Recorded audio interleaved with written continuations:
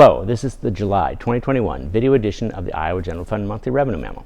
My name is Jeff Robinson, Senior Fiscal Analyst for the Iowa Legislative Services Agency, the nonpartisan support agency of the Iowa Legislature. This video will cover Iowa Net General Fund revenue for cash year 2022, July 1st through August 4th, and I will also provide information related to the close of fiscal year 2021. July 31st is the due date for quarterly tax returns for several tax types, the two most significant of these being individual income withholding tax and sales tax. Since July 31st fell on a weekend this year, the revenue deposit associated with the quarterly due date did not start until August 2nd. This calendar issue makes revenue comparisons through the end of July troublesome, and for that reason, the comparisons used here are through August 4th, as the large majority of revenue associated with the quarterly due date was deposited in both years by that date. In addition to this quarterly due date issue, last year's receipt pattern was significantly impacted by the due date delay for individual income and corporate income tax returns and tax payments. In response to the spring of 2020 federal decision to delay income tax due dates until mid-July last year, Iowa and all other states with income taxes delayed the due date for state taxes normally due in April until July, and as a result, due dates were moved to July 31st, 2020. To include revenue deposited after the delayed due date, and to include the entirety of the quarterly deposit of income tax withholding and sales tax, this discussion includes receipts through August 4th. This table shows Iowa Net General Fund revenue through August 4th for fiscal years 2021 and 2022. The revenue decline for the period totaled $197 million, and this calculates to an 18% year-to-date revenue decrease.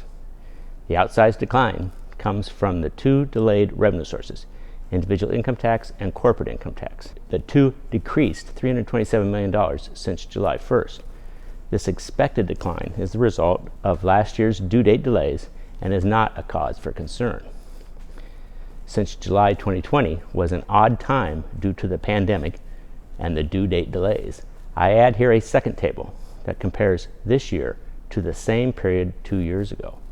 The table shows that the July 1 through August 4th period this year, while negative when compared to the previous year for the reasons just discussed, is in fact a positive growth period when compared to the normal period 2 years ago.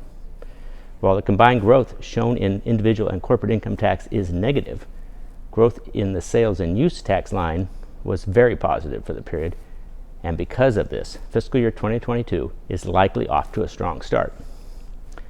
Turning attention to the previous year, the process of closing the accounting books on fiscal year 2021 continues. June 30 marks the beginning of the end for a particular fiscal year, as the gross cash receipts are finalized at that time. This table shows that gross cash receipts for fiscal year 2021 totaled $10.6 billion, $619 million higher than the adjusted March 2021 revenue estimate for gross cash receipts. All major categories of cash receipts ended the year above projections. Over the next 2 months, additional components of overall fiscal year net revenue will be finalized.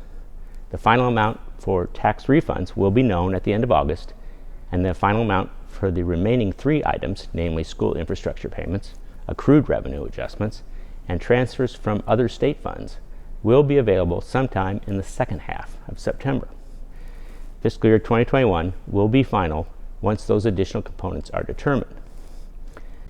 To summarize, it appears very likely that fiscal year 2021, once final, will end well above the projected net revenue level. The year that just started, fiscal year 22, is currently showing negative growth for the year. However, this situation is expected and should not cause concern at this time. Once the accounting books for fiscal year 21 close at the end of September, a clearer picture of fiscal year 22 growth will be available. We very much appreciate your time and interest in Iowa General Fund revenue. Goodbye, and please be sure to check out the next monthly video memo that will be posted in early September.